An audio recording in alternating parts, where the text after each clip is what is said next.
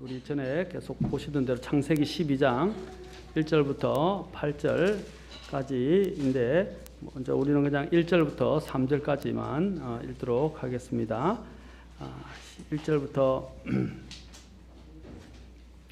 4절까지만 읽겠습니다. 자, 여러분 다 찾으셨으면 제가 봉독하도록 하겠습니다. 그런데 전에 주께서 아브라함에게 이르시되 너는 내 고향과 친족과 아버지 집에서 나와 내가 내게 보여줄 땅으로 가라. 내가 너로부터 큰 민족을 만들고 내게 복을 주어 내 이름을 크게 하리니 내가 복이 되리라. 너를 축복하는 자에게는 내가 복을 주고 너를 저주하는 자에게는 저주를 내리니 내 안에서 땅의 모든 가족들이 복을 받으리라 하셨더라. 이처럼 아브라함이 주께서 자기에게 말씀하신 대로 떠나갔고 롯도 그와 함께 갔으며 아브라함이 하란을 떠날 때에 75세였더라. 기도하겠습니다. 하나님, 오늘 시간에도 주의 말씀을 높이시고 또 이 자리에 온 우리 성도들을 기억하시고 꼭 필요한 대로 말씀하시고 위로하시고 또 평안을 주시고 기쁨을 주시고 또한 하나님 또 담대함을 주시고 경고도 주시기 원합니다. 주님께 이 시간을 의탁합니다. 주님이 모든 것들을 통해서 주재하시고 영광 받아 주십시오. 예수님의 귀한 전함을 받들어 기도합니다. 아멘. 앉으시겠습니다. 지금 하나님의 위대한 부르심에 응답하라에서 오늘 제가 세 번째 시간을 갖고 있습니다. 우리가 이 부르심의 근원은 하나님이며 하나님께서는 우리를 부르실 때 부르심의 목적을 가지고 있다고 했습니다. 자, 우리는 이 부르심의 목적에 특히 이 부르심은 위대한 부르심이고 또한 높은 부르심입니다. 이 부르심에 우리는 응답을 해야 합니다. 자, 우리가 부르심의 형태에 대해서 오늘 우리가 살펴볼 것인데 하나님이 부르심의 형태의 몇 가지를 우리가 살펴봅시다. 첫째는 하나님이 우리를 구원으로 부르신다는 것입니다. 우리는 하나님께서 항상 우리로 하여금 죄의 형벌로 말미암아 영원한 멸망을 가고 있던 자들에게 또 낙심과 절망과 어둠 속에서 헤매며 어디로 가는지 갈 바를 알지 못하는 자들에게 하나님은 부르신다는 것입니다. 오늘 하나님이 이 아브라함을 부르시는 것도 일종의 완전히 변화의 부르심이라고 할 수 있습니다. 또 구원의 부르심이라고 할 수 있어요. 왜냐하면 아브라함 같은 경우는 아까도 얘기했지만 그의 조상들이나 그가 살고 있던 모든 땅들, 갈대아 우르에 있던 땅들이 다 우상 근거지였습니다. 여러분, 우상의 발원지가 어디냐면 여기에 갈대아 바빌론이었어요. 그 바빌론으로부터 하나님께서는 그로 하여금 떠나라 하셨어요. 이게 바로 이제 나중에 또 살펴보겠지만 분리의 부르심에도 포함됩니다만은 먼저 하나님께서는 그 분리, 이 구원도 하나의 분리입니다. 구원도 분리예요. 하나님께서 이 세상으로부터 또 이 세상과 함께 멸망을 당할 이 심판으로부터 우리를 하나님께서 불러내신다는 것입니다. 그래서 세상으로부터 우리를 하나님께서 분리시키시고 또한 세상에 당할 멸망으로부터 우리를 건져내신다는 것이에요. 이 부르심이 얼마나 고귀한지 모릅니다. 이 구원에 대한 부르심이 없다면 우리는 늘 불안과 근심과 정체성 없이 우리는 이 세상에서 방황하면서 살아갈 수밖에 없을 것입니다. 그러나 하나님께서 이 특별한 구원의 부르심을 통해서 우리의 삶을 다시 재정비하고 새롭게 되어져서 하나님 앞에 더 이제 영원한 목적을 향해서 나아갈 수 있게 한 것입니다. 마태복음 19장에 보면 한 청년이 내가 어떻게 해야 구원을 얻을 수 있으리까, 영원한 생명을 얻을 수 있으리까 라고 주님 앞에 나온 것을 보게 됩니다. 또 니고데모도 어떻게 해야 하나님 왕국에 들어가서 다시 태어날 수 있나이까 라고 물었던 것입니다. 성경에서 우리가 영원한 생명을 얻는 방법, 다시 태어나는 방법은 한 가지밖에 없습니다. 이것은 구원을 받아야 됩니다. 구원은 뭡니까? 구원은 무엇입니까? 구원이 뭐예요? 인간이 바로 자신의 죄로 말미암아 하나님과 갈라졌던 그 부분에서 다시 하나님의 생명으로 그리고 하나님이 주신 또한 형상으로 다시 회복되는 것입니다. 그 본연의 자리로 돌아가는 게 구원이에요. 우리가 구원을 받아야 하는 것은 그 하나님과의 관계가 끊어졌기 때문입니다. 하나님과의 그러한 생명 관계를 다시 맺는 것이 또한 구원이라고 할 수 있습니다. 하나님께서는 끊임없이 우리를 초청하십니다.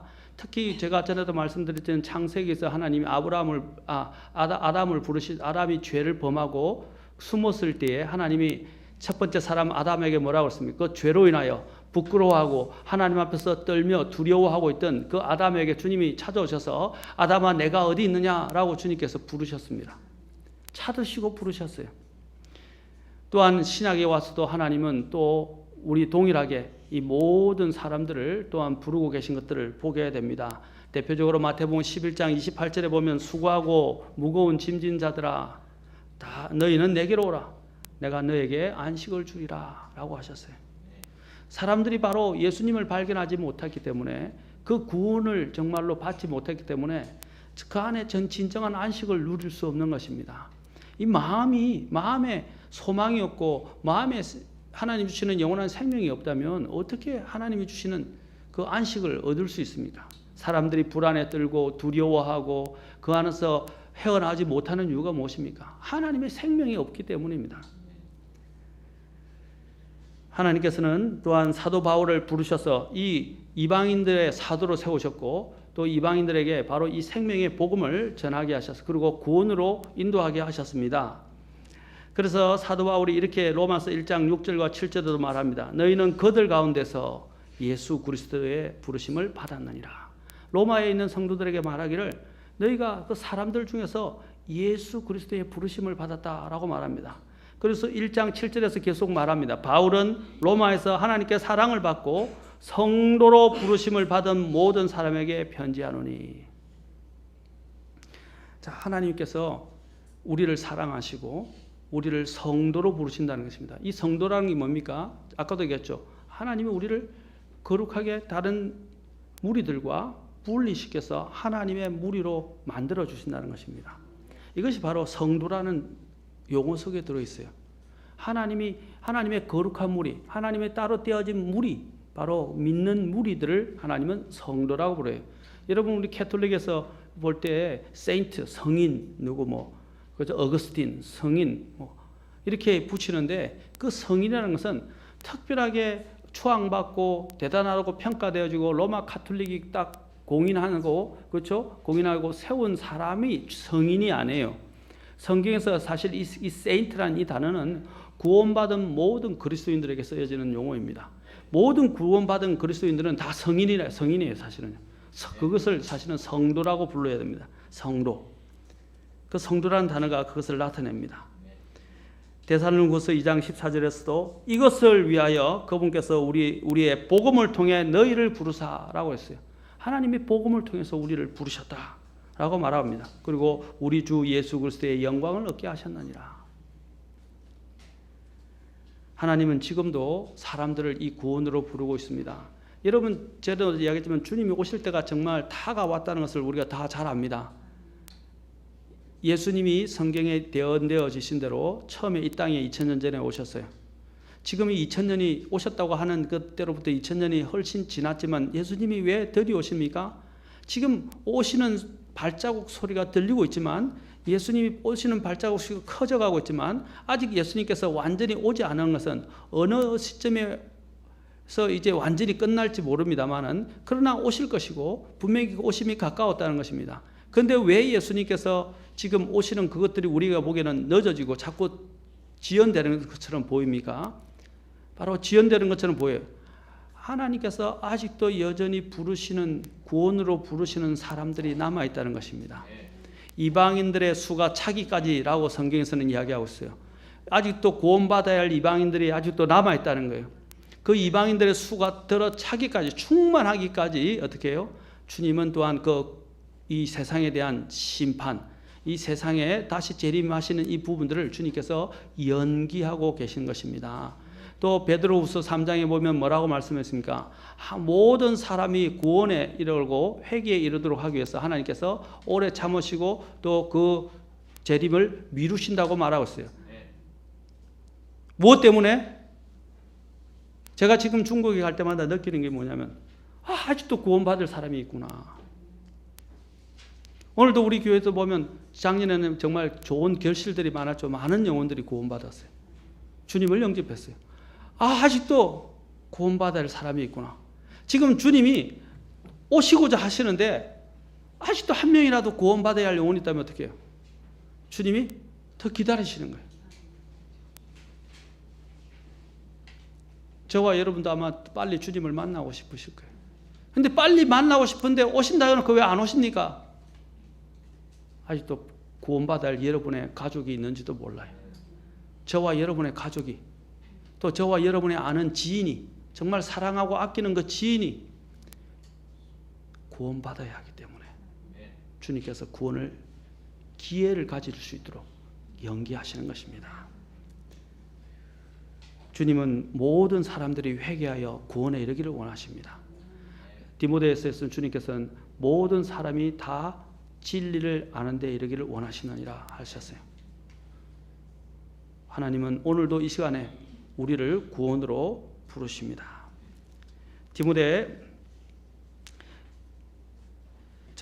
디모데후서 1장 8절과 9절에 보면, 특히 9절에 보면 사도 바울이 이렇게 이야기합니다. 그분께서 우리를 구원하시고 거룩한 부르심으로 부르신 것은 우리의 행위에 따른 것이 아니요 자신의 목적과 은혜에 따른 것이라. 그 은혜는 세상이 시작되기 전에 그리스도 예수님 안에서 우리에게 주어졌으나. 자, 우리를 구원하시고 또 거룩한 부르심으로 우리를 부르셨다고 그랬어요. 구원으로 부르셨어요. 그것은 우리의 행위에 따른 것이 아닙니다. 그것은 주님의 목적과 은혜에 따른 것이라고 말하고 있습니다. 전에도 말씀드렸죠. 이것은 절대 예정을 말하는 것이 아닙니다. 주님께서 우리를 분명히 우리의 부르심을 받은 자를 미리 정하시고, 그렇죠? 또 우리를 구원하셨지만 그것이 하나님이 하시는 것처럼 보이지만 하나님이 또 여기서 보면 본문에서 그리스도 예수님 안에서라는 것입니다. 안에서. 이것은 우리의 입장에서 볼 때는 뭡니까? 시간적인 부분이 필요하고 우리의 또한 의지적인 믿음의 결단이 필요한 것입니다. 그래야 우리가 그리스도 안에 들어와요. 그리스도 안에서 우리를 부르셨어요. 이해하시겠습니까? 안에서 우리를 부르시도록 주님께서 이 모든 것들을 또한 주님께서 계획하시고 또한 목적하셨습니다. 주님께서는 아직도 여전히 마지막 이 가장 중대한 부르심으로 우리를 초청하고 계십니다. 요한계시록 22장 17절에 보면 나옵니다. 같이 한번 봅시다. 마지막 책인 성경의 가장 마지막 책에서도 하나님이 우리를 부르신다는 것입니다. 성경의 가장 마지막에, 그리고 마지막 책의 가장 마지막 장에서 이제 모든 것들을 거의 끝내면서 하나님이 우리를 지금 이렇게 부르고 계십니다. 22장 17절. 자, 마지막에 어떻게 결론을 내립니까? 자, 같이 읽겠습니다. 시작. 성령과 신부가 말씀하시기를 오라 하시는도다. 듣는 자도 오라 할 것이요 목마른 자도 올 것이요 또 누구든지 원하는 자는 값없이 생명수를 취하라. 자, 보십시오. 마지막에 주님이 또한 애타게 어떻게 하십니까? 이 구원으로 초청하십니다. 초청하십니다. 그런데 뭐라고 초청하십니까? 듣는 자도 오라, 목마른 자도 오라. 그러면 누구든지 원하는 자는 값없이 생명수를 취하라. 요즘 아이들이요, 이전보다 우리가 사실 요즘 자녀 교육을 망치는 가장 문제가 뭐냐면 부모들이 너무 지나치게 자녀를 사랑해서 공짜로 아이들을 키우는 거예요. 무슨 뜻이냐? 아이들이요, 클 때 자신들이 책임을 다하도록 배워야 됩니다. 그리고 자신들이 부모의 희생과 헌신이 공짜가 아니라는 것을 알아야 됩니다. 그리고 그 자녀들이 그렇다고 해서 뭘 무조건 해서 나가서 돈 벌라 이런 뜻이 아니에요. 부모가 가정의 구성원으로서 그 아이들이 뭔가를 할 수 있도록 가르쳐야 됩니다. 근데 아이들이 모든 걸 공짜로 배우는 거예요. 물론 부모 밑에 있으면 공짜로 얻는 게 많아요. 맞습니까? 그것이 바로 하나님이 우리에게 주신 사랑을 이야기합니다. 그러나 아이들로 하여금 그것이 얼마나 소중한 것이고 감사한 일인지 교육을 할 필요가 있어요. 하나님 앞에서도 우리가 감사한 건 뭐냐면 하나님이 우리에게 주시는 구원은 값없이 주시는 거예요. 값없이. 이것은요, 왜 값없이 주시냐면 우리가 부모 밑에 사는 것도 그래요. 아이들이 살만한 능력이 없으니까 부모들이 어떻게 해요? 값없이 많은 부분을 허락해 주고 있습니다. 그것처럼 우리가 구원을 우리의 이 세상에 있는 모든 생명을 다 가지고 해도 그 구원을 살 수가 없어요. 살 수가 없기 때문에 하나님이 어떻게 하십니까? 우리를 불쌍히 여기셔서 하나님이 그것을 은혜로 값없이 주시는 것입니다. 이것을 우리는 헛되이 취급하거나 싸구려처럼 취급해서는 안 돼요. 오늘날 이 교회와 복음이 무너지는 이유가 뭡니까? 하나님이 주시는 복음을 싸구려 취급하기 때문입니다. 값싸게 취급하기 때문입니다. 값싸게. 그것을 가지고 이제 값싸게 취급하니까 사람들이 그냥 예수 믿으면 좋고 예수 믿으면 구원받고 예수 믿으면 천국 간다 하니까 그냥 사람들 긁어모으는. 여러분 그것은 정말 값싼 싸구려 복음이에요. 우리가 받은 구원이 얼마나 값어치 있고 대단한 것인가를 알게 돼요. 하나님의 아들의 생명값을 지불하면서 그 값이 지불되어졌다는 겁니다. 우리가 갚을 수 없는 값, 우리가 평생 영원히 갚아도 갚을 수 없는 그 값을 하나님의 아들의 피를 통해서 하나님께서 그 죽음을 통해서 갚으셨다는 것을 기억하셔야 돼요. 그래서 주님이 이 우리를 구원으로 부르시는 이 부르심은 그냥 공짜이긴 하지만 이것은 그냥 우리가 헛되이 취급할 수 있는 그런 공짜가 아니라는 거예요. 이 문제를 해결하기 위해서 우리에게 필요한 게 뭐냐면 믿음이 필요하지만 회개가 필요해요. 회개가 필요하다. 회개는 무엇입니까? 그 죄를 깨닫고 죄로부터 돌아서서 하나님께로 나아가는 것입니다. 왜냐하면 우리가 짓는 죄 때문에 예수님이 십자가에 죽으셨잖아요. 우리는 이 복음을 값싼 싸구려처럼 주님의 이 죽으심을 헛되게 해서, 그래서 사도 바울이 항상 이야기하는 게 뭐예요? 자주 이야기하는 거예요. 하나님의 은혜를 헛되이 받지 말자.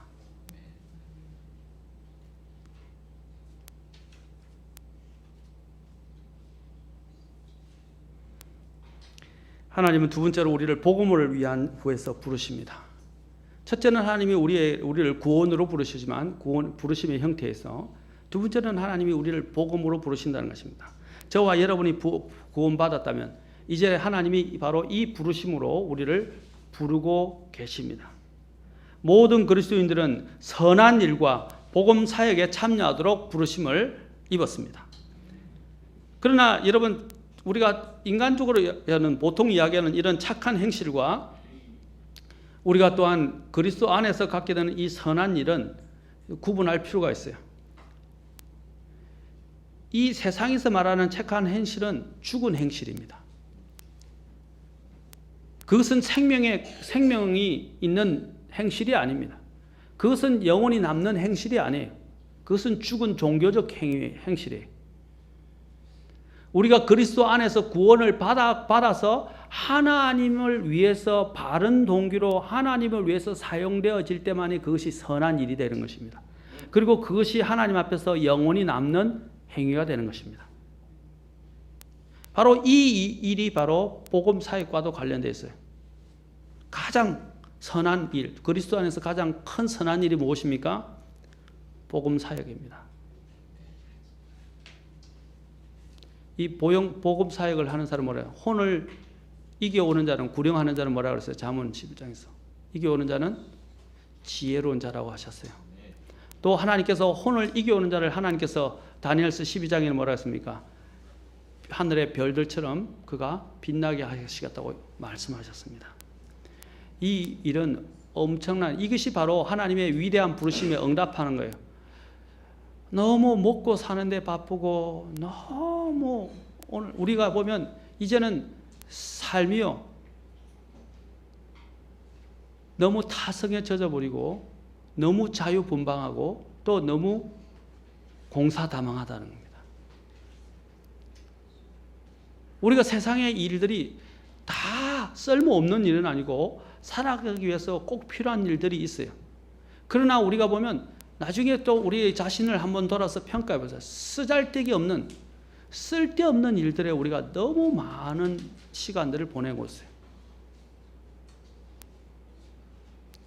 여유를 위해서 우리가 인간이 여유를 위해서 음악을 들을 수도 있고요. 또 뭐 운동도 좀 할 수도 있고요. 또 여가 활동도 다른 것들을 할 수 있지만 제가 늘 이야기하지만 하나님의 것을 빼앗아서 여가 활동을 하면 안 돼요. 그런데 오늘날 사람들을 보면 하나님의 것을 가져다가 자신의 여가 활동을 위해서, 자신들의 어떤 여러 가지 일들을 위해서, 자신들의 또한 경력을 위해서, 또 자신들의 자아 실현을 위해서 이렇게 사용한다는 겁니다. 하나님이 그걸 기뻐하시겠냐고요. 기뻐하시지 않는다는 거죠. 우리가 가장 먼저 해야 할 일은 뭡니까? 하나님 우리를 개나 애완동물을 구원시키려고 보내셨어요? 아닙니다. 하나님이 사람, 영혼, 인간들을 구원시키라고 하나님 우리를 보내셨다는 거예요. 우리를 구원으로 부르셨고 또 그 일을 위하여 부르셨다는 것입니다. 천하보다 더 강한 것이 사람의 목숨입니다. 근데 사람의 목숨이라고 하는데 물론 목숨도 중요한데 그 목숨보다 더 중요한 것이 사람의 혼이에요. 혼. 그래서 킹제임스 성경에 보면 그냥 목숨이나 생명이라고 말하지 않고 거기 보면 혼이라고 기록되어 있어요. 혼. 왜 혼이라고 기록되는지 아십니까? 생명은 여기서 끝나는 문제지만 혼은 영원히 가는 문제예요. 그래서 킹제임스 성경은 그냥 생명이라고 목숨이라고 잘 하지 않고요. 혼이라고 이야기하는 거예요. 그래서 구원과 관련해서 설명할 때는 혼을 이야기합니다. 혼. 인간은 삼중적 존재예요. 하나님의 형상을 따라 만들어졌다는 말이에요. 그보다 더 중요한 것이 없다는 거예요. 인간은 그냥 죽어서 사라지는 게, 인간의 혼은 이 동물의 혼은 그냥 없어지는 것이 끝나는 것이지만은 사람의 혼은 영원히 사는 거예요. 영원히 사는데 어디로 가느냐가 중요한 거 아닙니까? 그 혼을 인도하여서 하나님이 정해주신 천국에, 하나님이 우리에게 주신 그 놀라우신 예비하신 곳으로 우리가 그들을 인도할 수 있는 책임이 우리에게 있다는 것입니다. 그 일을 위하여 하나님이 부르셨어요.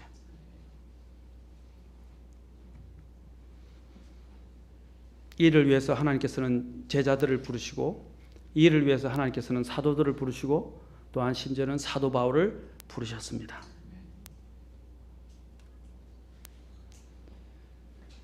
그래서 사도 바울은 디모데후서 1장 11절에 내가 이 복음을 위하여 이방인들의 선포자와 사도와 교사로 정하여졌느니라 라고 말하고 있습니다. 주님께서 제자들을 맨 먼저 부르시고 난 다음에 어떤 일로 주님께서 그들을 부르셨습니까? 자, 먼저 보면 요한복음 1장 35절부터 51절을 보면 주님께서 이제 제자들을 부르십니다. 안드레를 통해서 누구를 부르십니까? 베드로를 또 구원시키십니다. 또 하나님께서는 또 빌립을 통해서 누구를 부르십니까? 나다나엘을 부르십니다. 그리고 나다나엘을 부르셨어요. 그리고 그들을 제자로 부르셨어요. 이제 그 구원을 받았단 말이에요. 구원과 함께 제자로 이제 부르십니다. 그런데 구원과 함께 제자로 부르시면서 주님께서 또 그들을 부르시는 모습이 마태복음 4장 18절에서 나옵니다. 자, 마태복음 4장에 보면 주님께서 이제 4장 18절에서 22절까지 우리 잠깐 보도록 합시다. 하나님이 그들을 구원으로 부르시고 이제 난 다음에 이제 이들을 어떻게 부르시는가? 4장 18절부터 22절 보세요. 예수님께서 갈릴리 바닷가를 걸으시다가 두 형제 곧 베드로 하는 시몬과 그의 형제 안드레가 바다에 그물 던지는 것을 보시니 그들은 어부더라. 그들을 하나님께서 구원시키셨어요. 이제 구원으로 또 부르셨어요. 그런데 그들이 어떻게 됐습니까? 19절을 잘 보세요. 그분께서 그들에게 이르시되 나를 따르라. 내가 너희를 사람들을 낚는 어부가 되게 하리라 하시니 그들이 즉시 자기들의 그물들을 버려두고 그분을 따르니라. 그분께서 거기서 더 가시다가 다른 두 형제 곧 세베대의 아들 야고보와 그의 형제 요한이 자기들의 아버지 세베대와 함께 배 안에서 자기들의 그물들을 고치고 있는 것을 보시고 그들을 부르시니 그들이 즉시 배와 자기들의 아버지를 남겨두고 그분을 따르니라. 그들이 어떻게 했습니까? 이 복음의 부르심에 응답한 것입니다. 전적으로 응답한 거예요. 모든 것을 여기 보면 아버지를 남겨두고 또 배와 그렇죠. 그들의 직업 아버지, 혈육까지도 다 버려두고 어떻게 해요? 그분을 따랐다는 것입니다. 전적으로. 그 복음을 위하여. 지금도 하나님께 그 복음을 위해서 부른 대표적인 전적으로 부른 사람 누구예요? 뭐 저 같은 목회자나 전임 사역자나 선교사나 그렇죠? 또 이 일을 위해서 전임을 하는 사람들입니다.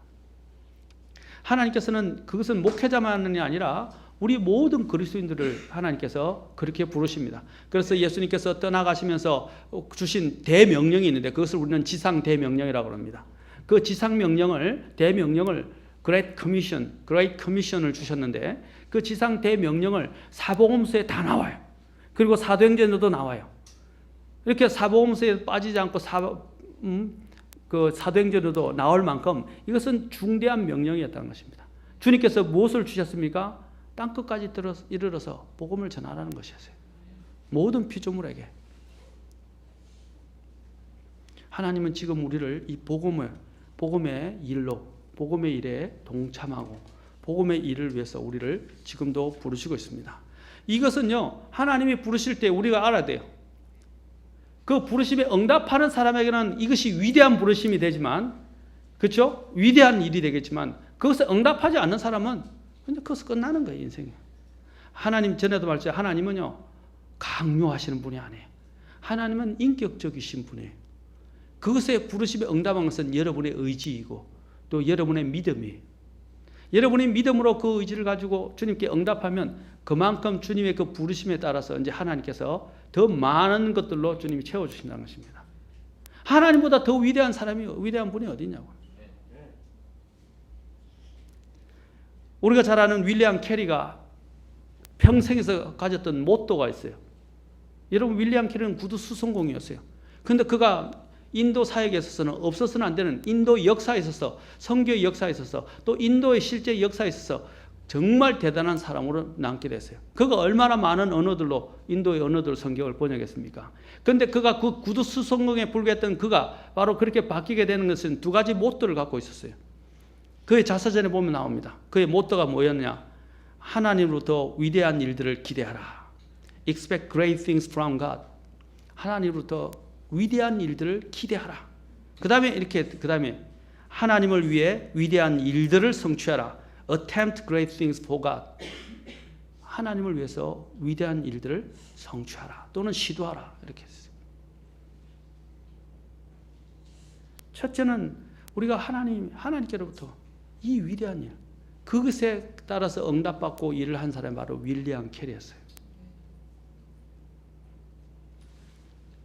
하나님은 오늘 저와 여러분을 이 귀한 복음의 자리에, 이 복음의 부르심에, 복음의 일을 위해서 우리를 부르십니다. 특히 우리 여기 김연지 자매님 이제 그 일들 굉장히 잘 하시는데, 이건 중요한 일. 아까도 말했죠. 천하보다 귀한 것이 뭐라고요? 사람의 혼의 구원이에요. 개에 바치지 말고, 애완동물에 바치지 말고, 또 이 세상에 쓸데없이 사라질 이런 일들에 너무 투자하지 말고 하나님께 투자를 합시다. 하나님께. 복음을 위해서 투자합시다. 아까도 이야기했지만 제가 그런 것들을 반대하는 건 아닙니다. 키울 수 있어요. 키우는 건 나쁜 거 아니에요. 뭐 키울 수 있고 취미생활도 할 수 있어요. 아까도 얘기했죠. 하나님의 것을 빼앗아서 하나님의 드릴 것보다 더 하나님의 또한 그 드려야 될 부분들까지 다 빼앗아서 그런 일들에 투자하지 말라. 시간, 돈, 에너지, 정력 다 마찬가지입니다. 세 번째로는 하나님은 우리를 교제로 부르십니다. 하나님은 우리를 특히 하나님은 교제를 원하시는 분이에요. 저와 여러분들도 어떻습니까? 사람과 교제하기를 원하시죠? 그렇죠? 사람들은 소통을 원하는데 소통이라고 이야기하는 것이 뭡니까? 일종의 교제에서부터 출발합니다. 물론 교제를 해도 잘 소통이 안 되는 경우도 있어요. 너무 서로가 달라서 안 되는 경우도 있었어요. 그러나 계속적인 교제를 이루면 이제 서로가 어떻게 됩니까? 서로에 대한 정도 생기고 신뢰도 생기게 됩니다. 저도 저희 집사람과 결혼해서 너무 성격적으로 서로가 반대다 보니까 서로가 참 혼란을 많이 겪었어요. 갈등도 좀 제법 겪었어요. 그런데 겪었지만 살다 보니까 서로를 이해하게 되고, 이제 요번에 그 미국 신문에서 썼는데 미국 분인가 그럴 거예요 아마. 나이가 굉장히 8, 90 정도 사셨는데 그분이 결혼 생활을 행복하게 하고 지금까지 이렇게 해로하게 된 이유에 대해서 딱 한 가지 말씀하셨어요. 자기 배우자를 바꾸려 하지 말고 있는 그대로 인정하고 받아들이라는 거예요. 바꾸려 하지 말라는 거예요. 여러분 배우자가 바뀌기를 원하십니까? 그럼 우리가 해야 할 일은 한 가지 있어요. 기도하세요. 그리고 나는 뭡니까? 내가 최선을 다해서 나의 사랑을 보여주십시오. 그러면 됩니다. 아멘? 그러면 바뀌어요. 왜냐? 내가 하나님께 순종하고 하나님께 기도하고 하나님께 최선을 다해서 드리면요, 하나님이 그 사람의 마음을 감동해서 바꾸시는 거예요. 어떤 분은 그래요. 하나님도 못 바꾸면서 사람이 어떻게 바꾸냐라고 이야기합니다. 그렇죠? 사람의 마음은요, 깊은 것과 같아서 그 지혜로운 사람만이 그것을, 그렇죠? 마음을 끌어낼 수 있어요. 그런데 하나님은 사람의 중심을 살피시고 사람의 변화를 일으킬 수 있으신 분이십니다. 하나님께 맡기십시오. 이 교제라는 것이 상당히 중요한데 하나님께서도 우리를 그분과의 그 위대한 부르심의 이 교제의 부르심으로 우리를 부르고 계신다는 것입니다. 교제하기를 원하세요. 오늘 아침에도 한번 하나님이 준성아 내가 너하고 교제하기를 원한다. 근데 나는 막 관심이 없고 딴 일에 관심 있고 막 쫓아다니고 그러면 어떻게 했어요 하나님? 여러분 명화 중에 하나인데 물론 그 예수님의 긴 머리가 성경적인 것은 아니지만 가장 큰 명화 중에 하나가 뭐예요? 밤에 주님이 불빛 가운데서 희미한 불빛 가운데서 바깥에서 문을 두드리고 계시죠. 문을 두드리고 계신다 이 말이에요. 근데 문을 두드리는데 문고리가 없어요. 주님은 그런데 안에 그 두드리고 계신 그 안에 문고리가 있고 그 안에서 문을 열어줘야만 가능해요. 그것이 바로 현대에 있는 교회와 현대에 있는 그리스도인과 주님과의 관계의 모습을 제일 잘 대변하고 있다고 저는 믿습니다. 그게 라오디게아 교회에 나오잖아요. 라오디게아 교회에서 어떻게 했습니까? 주님이 중심에 계시지 않고 그 교회 중심에 계시지 않는 거예요.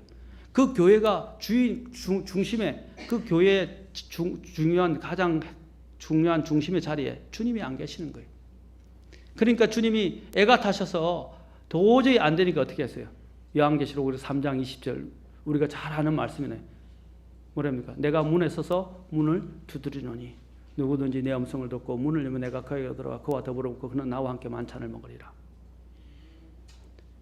주님이 교회가 문을 안 여니까 교회가 다 자기들이 중심이 돼가지고요. 주님은 없어요. 주님의 임재도 없고 주님이 그 자리에 중심에 앉아 계시지도 않아요. 왕자에. 그래서 주님은 넘쳐나고 자기 주장들만 나와 있는 거예요. 자기 주장들만 나와서 자기들 권리만 이야기하는 거예요. 그러면 교회는 무너지는 거예요. 그래서 주님은 온데간데 없어요. 주님이 중심이 없어요. 주님 이야기하는데 자기 목소리만 높이는 거예요. 그래서 주님이 애가 타서 어떻게 합니까? 내가 문에 서서 문을 두드리는 누구든지 하나님이 이제는 개인을 상대로 하시는 거예요. 주님이 지금 우리에게 교제하기를 원해서 문을 두드리고 계십니다. 우리의 마음의 문을 두드리고 계신다. 여러분 오늘 주님과 교제하셨습니까?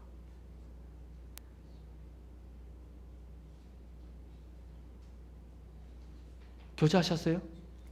자, 여러분들이 왕의 자녀라고 생각합시다.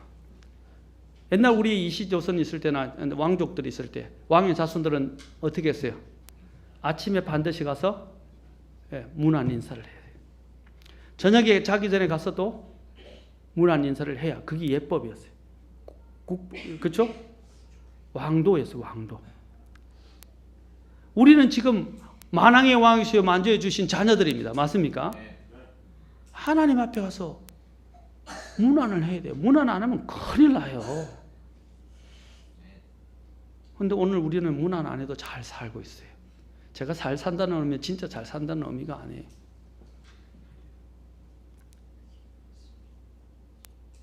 주님은 우리와 교제하기를 원하십니다. 아멘.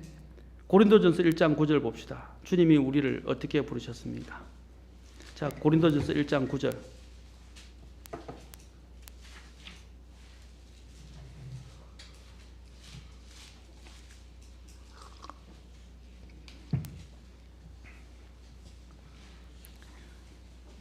같이 읽겠습니다. 시작. 너희를 부르사 자신의 아들 예수 그리스도 우리 주와 교제하게 하시는 하나님은 신실하시도다.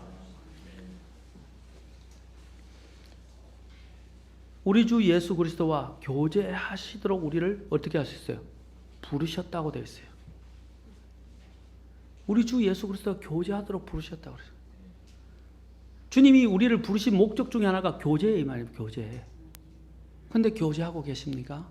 구원만 달랑받았다고 끝나는 게 아니라 주님은 끊임없이 교제하기를 원하세요. 제가 자녀가 태어났는데 이제 자녀가 참 태어나서 이제 구원이라고 생각합시다. 이것을 자녀가 태어났는데, 근데 자녀가 태어났는데 이제 자녀가 태어나기만 해놓고 부모로서 책임도 안 지고요, 애들하고 같이 밥상머리에 앉아서 밥도 안 먹고요, 딴 일 한다고 바빠가지고 아이들하고 교육도 안 해요. 말 대화도 없어요. 요즘 그게 현대 교육의, 현대 가정의 모습 아닙니까? 부모들이 도대체 아이들과 앉아서 밥을 먹을 시간이 없고 교제하고 대화를 나눌 시간이 없어요. 그럼 그 아이가 어떻게 되겠어요?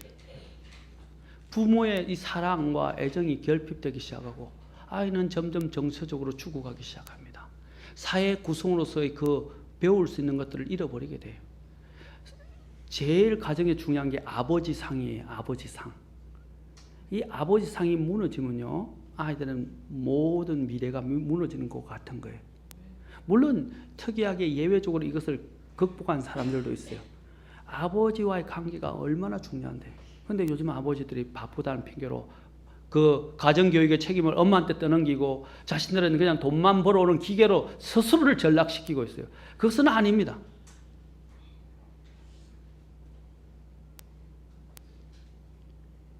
그렇게 되면 아이들이, 아까도 얘기했지만 아버지가 그 역할을 하면 아이들이 죽어가는 것처럼 우리도 마찬가지예요. 우리가 하나님의 안에서 하나님과 교제를 하지 않으면 우리는 죽어요. 근데 하나님은 우리를 기다리고 계신데 우리가 교제를 안 하는 거예요. 오늘 여기 보십시오. 자신의 아들 예수 그리스도 우리 주와 교제하게 하시는 하나님은 신실하시도다. 바로 그 일을 위해서 우리를 부르셨다 그랬어요. 그리고 또한 히브리서 3장 1절 보십시오. 그러므로 거룩한 형제들 곧 하늘의 부르심에 참여한 자들아, 우리의 신앙의 고백의 사도시며 대제사장이신 그리스도 예수님을 깊이 생각하라. 누구를요? 예수님을 깊이 생각하라. 누구의? 부르심에 참여한 자들에게. 누구에게? 우리의 신앙의 고백의 사도시며 대제사장이신 그리스도 예수님 뭐라고요? 깊이 생각하라. 그분을 생각하고 그분과 교제하셔야 돼요. 날마다. 매 순간 교제하셔야 됩니다. 아멘?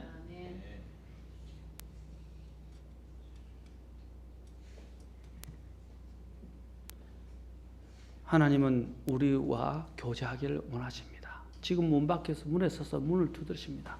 문 좀 열어다오. 문 좀 열어다오. 내가 들어가서 너희들과 교제하고 싶고 내가 이런 많은 선물들, 많은 복들을, 너희에게 줄 복들을 내가 가져왔다. 제발 내 음성 좀 들고 문을 열어라.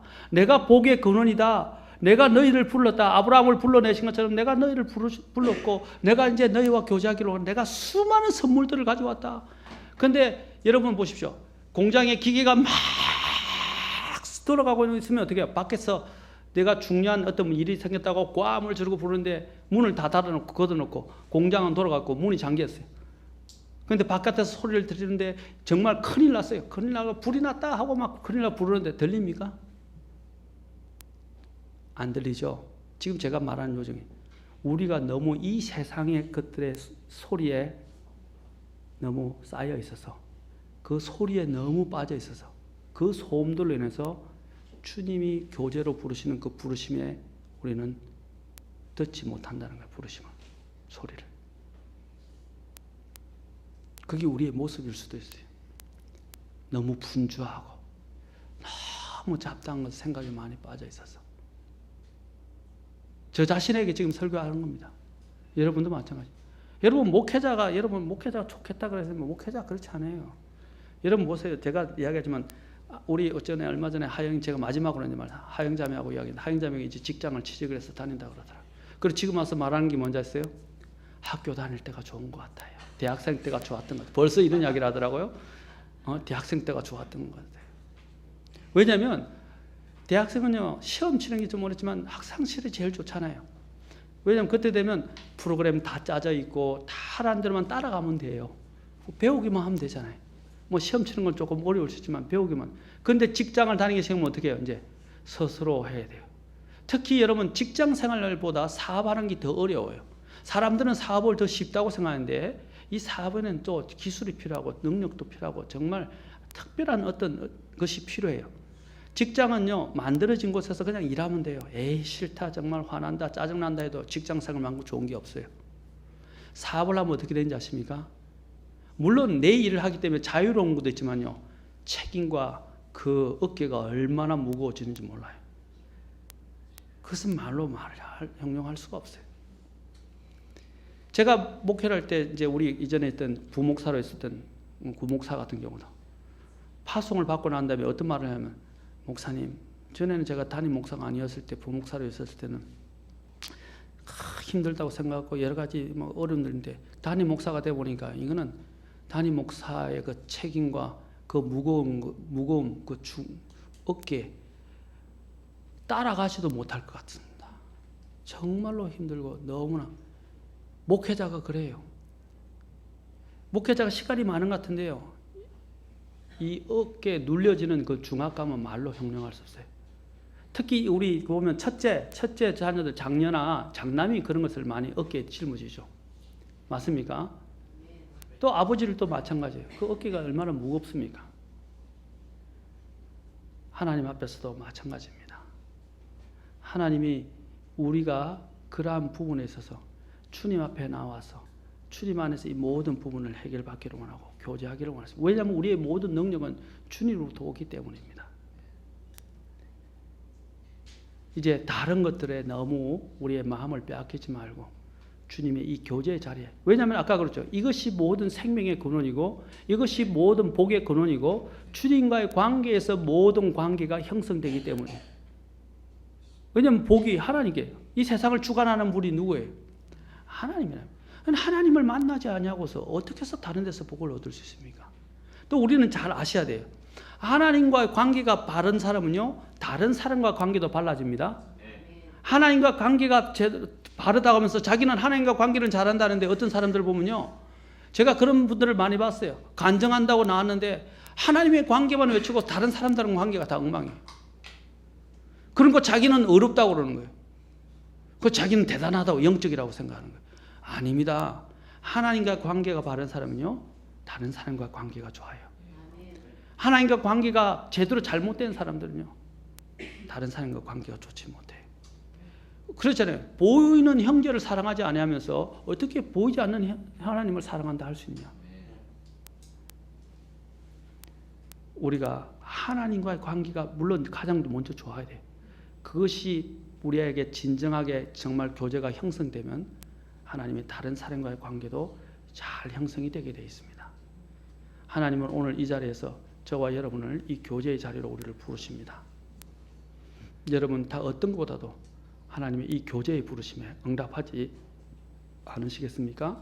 자, 오늘 세 가지 먼저 보았습니다. 하나님이 우리의 교제 부르심의 형태, 첫째 구원으로 우리를 부르시고, 두 번째는 이 가장 귀한 복음에 우리를 부르시고 계시고, 세 번째는 교제로 부르고 계십니다. 다음 시간에 두 가지와 더 함께 이제 부르심의 성격에 대해서 우리가 살펴보도록 하겠습니다. 기도하시겠습니다. 다 같이 일어서시겠습니다.